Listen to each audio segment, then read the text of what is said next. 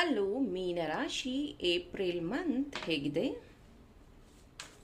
ಮೀನರಾಶಿ ಅವರಿಗಾಗಿ April month love life. Wow, again love ಲೈಫಲ್ಲಿ ಪ್ರೀತಿ ಜಾಸ್ತಿ ಆಗುವಂಥದ್ದಿದೆ. ಇಬ್ಬರ ಮಧ್ಯೆ ಏನಾದರೂ ಮನಸ್ತಾಪ ಮುಂದುವರಿತಾ ಇದ್ರೆ ಅದು ಎಂಡ್ ಆಗ್ತಿದೆ. ನಿಮ್ಮಿಬ್ಬರ ಪ್ರೀತಿಯಲ್ಲಿ ನೀವಿಬ್ಬರು ಒಬ್ರಿಗೊಬ್ರು ಟೈಮ್ ಕೊಡ್ತಿದ್ದೀರಾ.